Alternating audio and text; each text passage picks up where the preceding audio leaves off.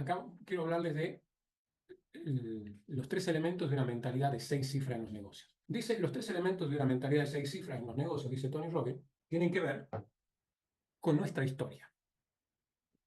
La historia bajo 2 concepciones. Voy a mostrarles los 3 elementos, luego los vamos a analizar, pero vamos a ir haciendo una interacción en base a esto. Historia, estado y estrategia. ¿Bien? La estrategia es lo último, porque eso se aprende, eso está, los mapas, los modelos, los mentores, todo eso está. Pero nuestra historia y nuestro estado es clave en esa mentalidad de calidad. Cuando yo hablo de historia, ¿a qué me refiero?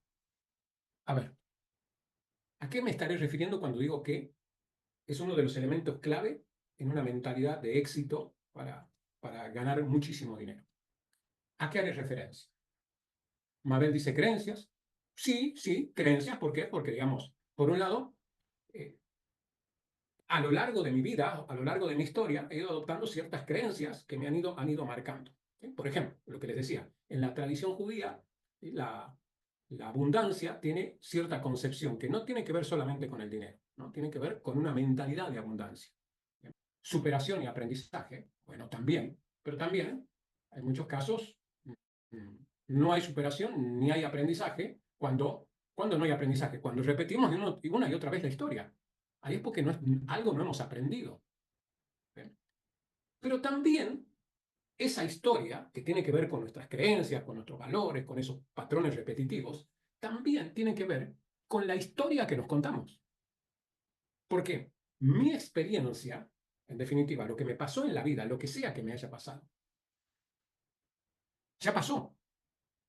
Y ese pasado, sin embargo, sigue determinando mi experiencia porque yo me cuento una historia con respecto a eso. ¿Sí? Hay un libro muy interesante que por ahí, a ver si alguien ha estudiado el eneagrama. Yo no soy un especialista, pero lo he leído, lo he estudiado. No me considero un especialista, pero sí un curioso, un estudioso.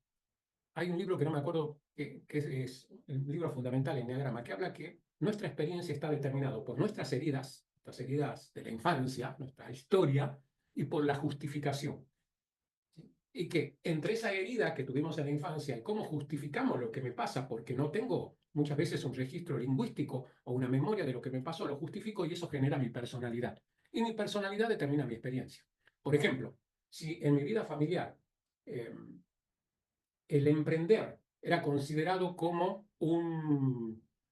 ¿cómo le llaman? En Argentina le llaman un rebusque, como algo de poca monta, ¿no? Como algo, no como algo con lo cual ganarse la vida, ¿no? Es como cuando el hijo le dice al papá que es abogado y tiene esperanza de que el papá sea abogado, ingeniero, doctor, le dice, papá, me voy a dedicar a la música, me voy a dedicar al arte. Y el papá le dice, no, búscate algo porque con eso te vas a morir de hambre. Con eso no vas a sostener una familia. Toda esa historia, ¿sí? Toda esa experiencia sigue de alguna manera hoy determinándonos. La única manera de salir de ese bucle, si no estamos como queremos, es reescribir esa historia. Pero ¿cómo reescribimos esa historia? Lo que pasó ya pasó, pero eso sigue existiendo en nosotros como una representación aún, ¿verdad? ¿Cómo reescribimos esa historia? ¿Qué creen? ¿Cómo se hace? Reprogramándonos, ¿ok? Cambiando la historia que nos contamos, ¿ok? Cambiando nuestras creencias. A ver, bien, cambiando las creencias. ¿Qué creencias creen que, por ejemplo, que nos alejan de la prosperidad, de la abundancia, de construir un negocio? O para ponernos de acuerdo, a ver, ¿consideran que está dentro de sus objetivos de vida profesionales construir un negocio? ¿O están acá por curiosos? A ver qué va a decir Edgardo. O a ver si jugamos a la lotería, que como dice 6 cifras, a veces Edgardo regala un billete de lotería y me gano 6 cifras. ¿Sí? A ver, pónganme en el chat si quiénes están acá y que creen que quieren generar un negocio con lo que ya saben, con su experiencia, con lo que sea. A ver, yo voy a ser millonaria. Muy bien. Ya eres millonaria. Ya eres millonaria. A ver, que ya soy millonaria.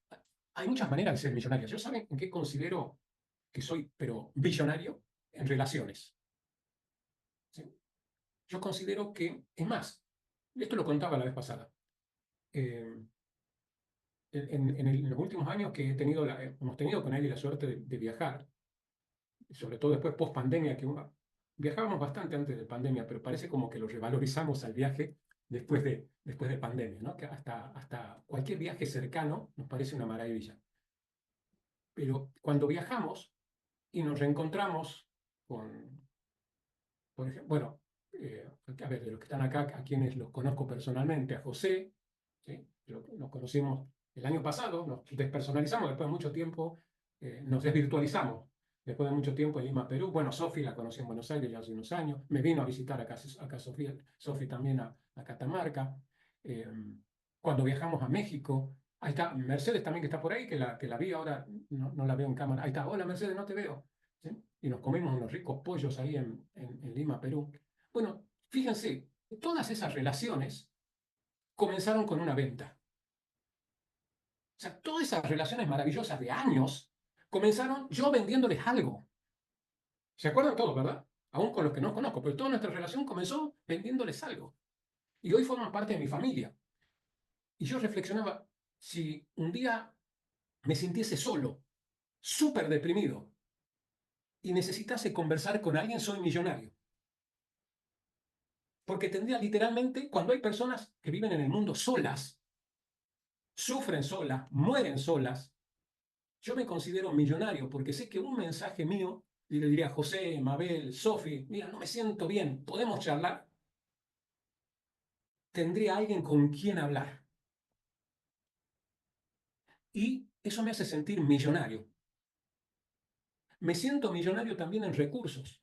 He pasado a lo largo de mi vida tantísimas dificultades, ¿sí? Incluso algunas de salud mental que les he contado, depresión, ataques de pánico, ansiedades. O sea, lo descubrí después cuando me puse a estudiar salud mental, en que en realidad, sin darme cuenta, creo que estaba estudiando salud mental, ¿sí? Para ayudarme a mí mismo. Y ahí descubrí, wow, todo eso me había pasado a mí. Me sentía representado casi en todo lo que estudiaba.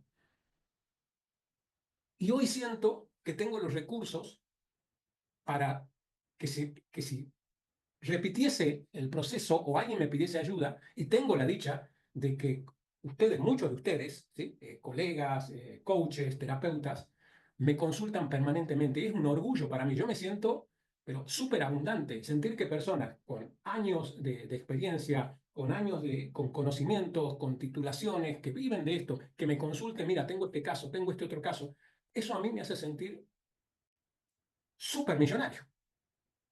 Para mí eso también es abundancia. Y sé que si en algún momento, y de hecho en algún momento lo he hecho también, cuando tengo un caso difícil, ¿sí? En una terapia, en un proceso de coaching, sé que tengo personas valiosas, responsables, profesionales a las cuales consultar y poder resolver. ¿Cómo damos vuelta a una historia? ¿Cómo reescribimos la historia? ¿Qué crees que le impide a las personas salir de esos patrones que los limitan? ¿Por qué hay personas que salen y hay personas que no? ¿Por qué hay personas que logran reescribir su historia y otras que no? ¿Por qué creen que es? Por las creencias. ¿Qué tipo de creencias? A ver, vamos a trabajar con las creencias. ¿Qué tipo de creencias, por ejemplo, sienten que, lo que escribieron aquí, qué tipo de creencias sienten que lo está limitando? Se encierran en sí mismos. Ok. Muy interesante, lo estoy leyendo, ¿sí? y, y noto cómo hablan como si hablasen de otro. Personalicemos un poquito esto, porque leo ahí, porque se encierran. ¿Sí? Ahí Eva me gustó. Ese es un primer paso. Fíjese, a veces no nos damos cuenta, pero cuando utilizamos el lenguaje lo despersonalizamos. Decimos algunas personas, uno no sabe si, a ellos, y no nos hacemos cargo. Eva sí, ¿sí? Eva dice la de no soy suficiente. ¿Te pasa, Eva, algo así? ¿Que sientes que no eres suficiente para algo? Si quieres escribirme, que no se puede, fíjate cómo escribe Mónica, que no se puede. Le estoy preguntando por una creencia propia. O sea, no se hagan los distraídos, hablan y digan que no se puede, que aquel, que el otro. No háganse cargo, ¿sí? El síndrome del impostor. Ah, mira qué tema, Mabel. En mi caso, victimizarme y poner siempre excusas. Vamos a ir con esa. Vamos a ir con el síndrome del impostor. ¿Saben que el síndrome del impostor es un impostor? ¿Saben lo que es el síndrome del impostor? ¿Han escuchado hablar del síndrome del impostor? ¿Sí? Síndrome del impostor es la creencia de que soy un impostor. ¿Sí? Que digan, tengo que dar una charla y digo, no me animo, no la voy a dar. ¿Por qué? Porque no sé lo suficiente. ¿Sí? Mira si alguien sabe más que yo y me hace una pregunta y no sé qué responder, qué vergüenza, qué barbaridad, no tengo los títulos. A mí me pasó cuando yo empecé con PNL, durante un buen tiempo, digamos, yo me certifiqué como profesional en PNL. Estos son los títulos, bueno, son de él. Ustedes ven acá, ¿Sí? Los míos no los tengo enmarcados, ella está ordenadita. Si ven acá, este tiene la firma de John Grinder. ¿Sí? No sé si alcanza a ver. Tiene la firma del creador de la PNL, ¿sí? De puño y letra. Y lo mismo este también. Uno es del código nuevo y otro es del código clásico de PNL. Son las certificaciones de él que tiene acá. ¿Sí? Es muy importante esto. Yo no lo he hecho, yo lo tengo guardado ahí en mi certificado. Pero esto, háganlo. Cualquier certificado que tengo, pónganlo. ¿Por qué? Ahí atrás, su mente inconsciente se siente respaldada. ¿Sí? Pónganlo. Sus títulos, sus logros, pónganlos ahí, por lo que sea. ¿Sí? Una carta de su nieto, de su hijo, de cuando eran chiquito, eres la mamá más maravillosa, eres el abuelo genial. Pónganlo, enmárquenlo y ahí, ¿sí? Nuestra mente inconsciente recibe ese mensaje. Es muy susceptible a eso. El síndrome del impostor tiene que ver con eso. Y curiosamente, y esto está estudiado, el síndrome del impostor no lo tienen los impostores. El síndrome del impostor lo tienen las personas que realmente tienen conocimiento, pero sienten que no es suficiente lo que saben.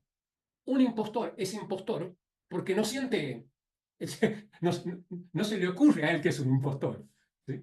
Él realmente es un impostor, pero no lo sufre. ¿Sí? Jamás le va a pasar lo del síndrome del impostor.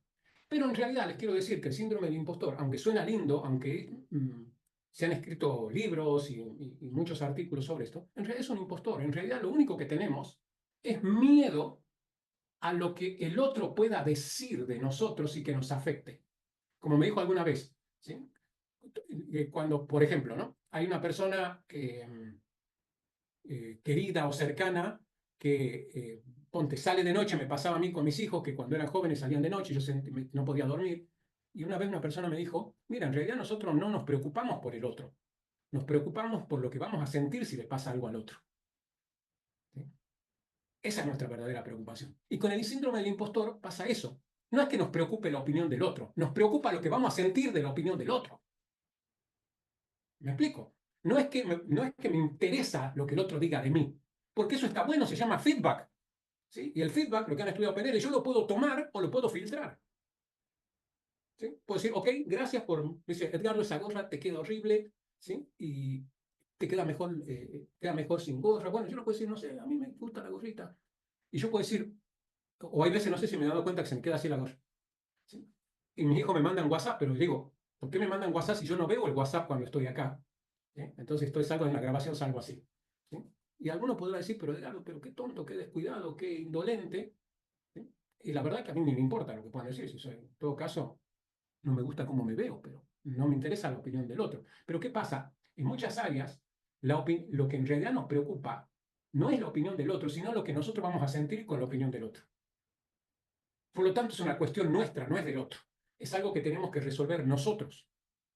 Porque ¿qué pasa? Todo viene de la historia. Si a lo largo de nuestra historia, cada vez que hicimos algo, fuimos criticados, fuimos castigados, cada vez que quisimos hacer algo diferente en nuestra casa, en nuestro trabajo, de chicos en el colegio, por ejemplo, algo tan natural como movernos en el colegio, jugar en el colegio, saltar en el colegio, ensuciarnos las manos y fuimos castigados, eso que nos ocurrió históricamente queda grabado ahí y luego nos va condicionando a lo largo de la vida. Y a alguien se le ocurrió poner el síndrome del impostor y decir, ah, eso es lo que me pasa a mí. No te pasa eso, porque no eres ningún impostor. Los únicos impostores son los que no se sienten impostores. Lo que realmente está pasando es que tienes miedo de lo que vas a sentir con lo que el otro piense o diga. Eso es lo que realmente. Entonces, ¿dónde tienes que resolver eso? Adentro tuyo. Es la única manera. Adentro de cada uno de nosotros, no afuera.